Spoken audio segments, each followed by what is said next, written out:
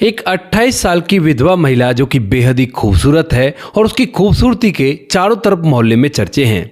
वह काफी ज्यादा उदास अपने घर के बाहर बैठी हुई थी और तभी वहां से एक लड़का निकलता है जिसकी उम्र लगभग 25 साल होगी। और जैसे वो उस लड़के को देखती है तो एकदम से उसे रोकती है और कहती है कि देखो तुम मजदूरी किया करते हो, तो क्या मैं तुम्हें पैसे दूं तो आज रात तुम मेरे घर रुक सकते हो, मुझे अकेली को बहुत ज्यादा डर लगता है।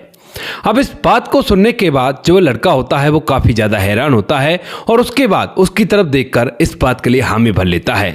लेकिन उस रात जब वह लड़का उसके साथ रुकता है तो कुछ ऐसा होता है जिसके बारे में उस विधवा महिला ने भी कभी कल्पना नहीं की होगी।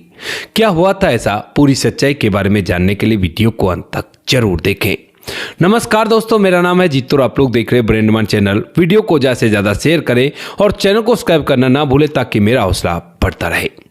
उत्तर प्रदेश के कानपुर के अंदर एक घर होता है जो कि काफी आलीशान बना हुआ था और उस घर के अंदर एक कामनी नाम की विधवा महिला रहा करती है। कामनी जिसकी उम्र 28 साल है और उसके घर में उसने कई सारे किराएदार रख रखे हैं। किराएदारों के साथ वह वहां पर रहा करती है क्योंकि एक पोर्शन में खुद रहा करती है और बाकी पोर्शनों को उसने किराए पर उठा रखा है, यानी कि यहां पर एक ही घर के अंदर वो सभी लोग रहा करते हैं। लेकिन कभी कभी जब किराएदार यहां से चले जाया करते हैं तो उस टाइम पर, यानी कि जैसे किराएदार को कहीं जाना होता है या कोई त्योहार आता है तो किराएदार घर को खाली छोड़कर चले जाते हैं, तो उसके बाद वो कामनी अकेली घर के अंदर रह जाती है और उस टाइम पर उसे बड़ा ही अजीब सा महसूस होता है। तो ऐसे एक दिन होता है जिस दिन किराएदार सभी के सभी छुट्टी करके चले गए थे, शायद कहीं जाना था उन लोगों को, तो इसी वजह से सभी लोग एक साथ छुट्टी कर गए थे।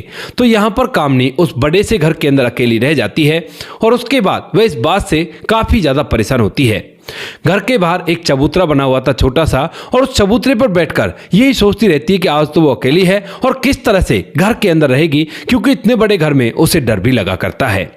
इसके बाद यहां पर जब वह शाम के समय बैठकर ये सोच रही थी तो तभी वहां से एक लड़का निकलता है जिसका नाम शिवा होता है और जिसकी उम्र होती है 25 साल।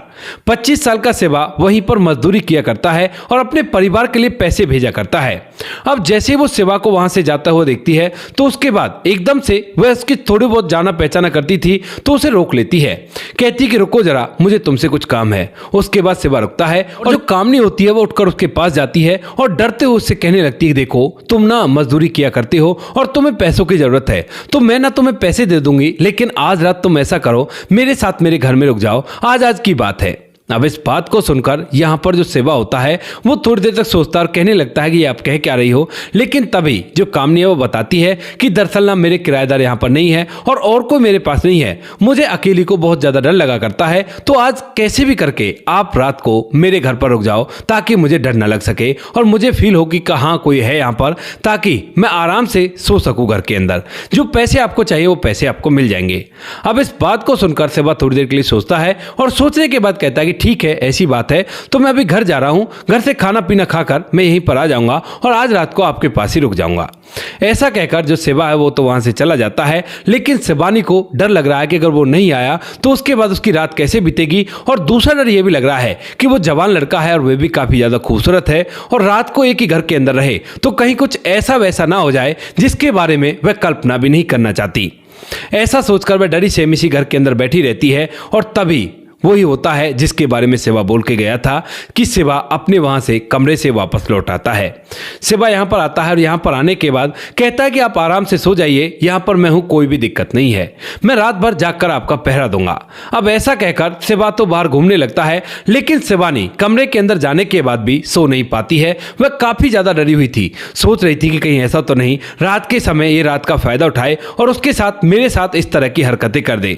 लेकिन फिर भी वह कमरे के अंदर बंद आराम से बैठी रहती है और सोचती रहती है मन के अंदर ढेर सारे ऐसे विचार कि कहीं इसने दरवाजा तोड़ दिया और ये मेरे साथ जबरदस्ती करने लगा तो उसके बाद मैं चिल्लाऊं या ना चिल्लाऊं, अगर चिल्लाऊंगी तो लोग मुझ पर ही उंगली उठाएंगे कि जवान लड़के को घर में बुलाने की जरूरत क्या थी और इसी का फायदा उठाकर कहीं ये मेरे साथ कुछ ऐसा वैसा ना कर दे। लेकिन यहां पर शिवा फिलहाल तो राह बाहर की तरफ पैरा दे रहा था और जो कामनी होती है उसे बिल्कुल भी नींद नहीं आ रही थी।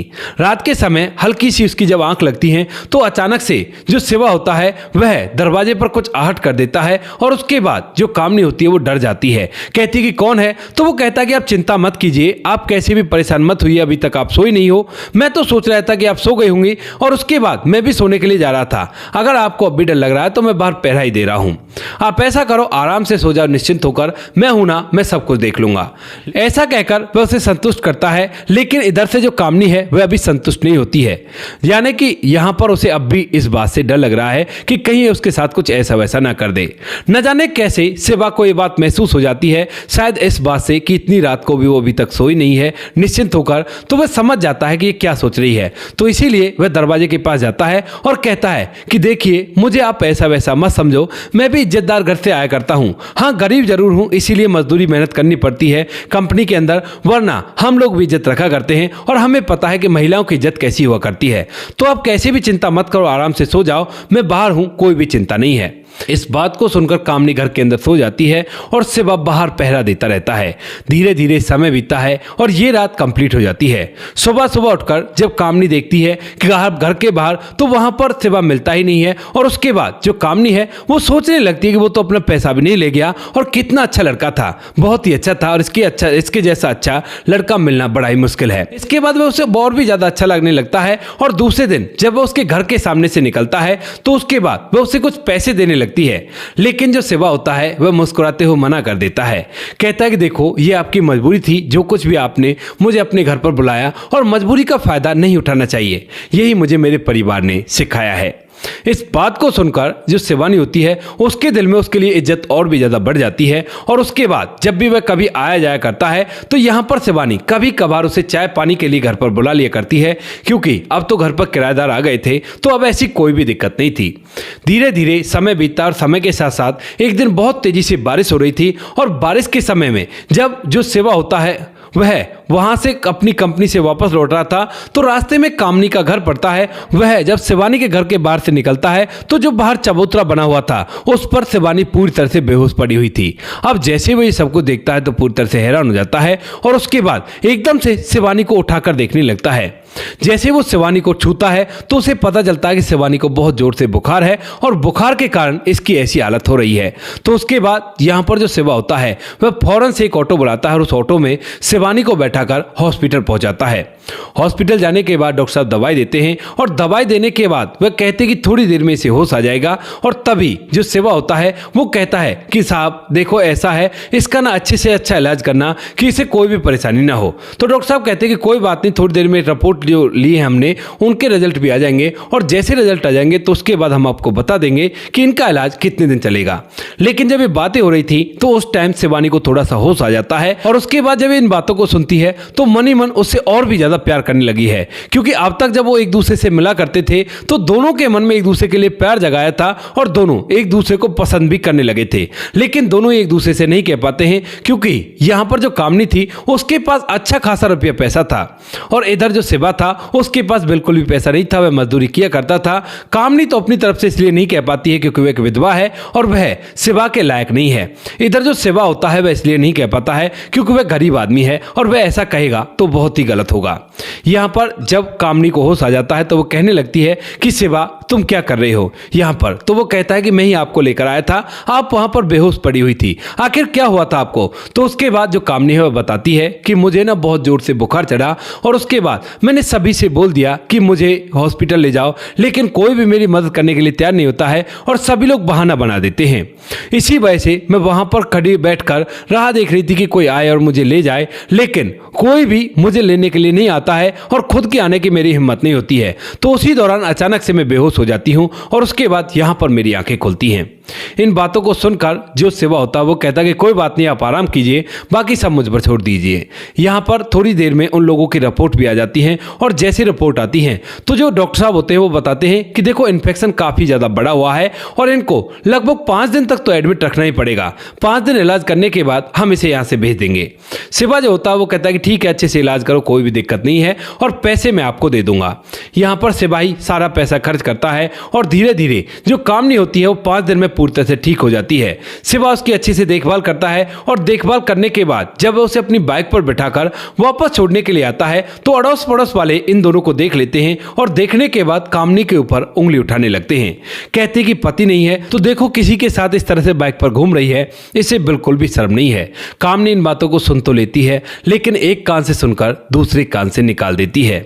इसके बाद यहाँ पर जो कामनी होती है वह उसे पैसे देने के लिए अपने घर पर बुलाती है, क्योंकि दोनों ने एक दूसरे के नंबर ले लिए थे जब वो हॉस्पिटल में रहे थे और ढेर सारी बातें एक दूसरे से की थी। बातचीत करने के दौरान यहाँ पर कामनी को ये तो पता चल गया था कि जो शिवा है वो बहुत ही गरीब परिवार से बिलोंग किया करता है और पीछे से वो बलिया का रहने वाला है। वहां से यहाँ पर रहकर वह काम कर रहा है ताकि उसके परिवार को जो है आर्थिक मदद मिल सके और उसके बहन भाई जो हैं वो अच्छी तरह से पढ़ाई लिखाई कर सके। लेकिन अभी शिवा को कामनी के बारे में कुछ भी नहीं पता था। उसके बाद जब कामनी शिवा को यहाँ पर बुलाती है तो और कुछ एक्स्ट्रा पैसे देने लगती है, लेकिन शिवा मना कर देता है, कहता है कि नहीं, जितने पैसे मेरे खर्च हुए हैं उतने पैसे दे दो और कोई भी दिक्कत नहीं है।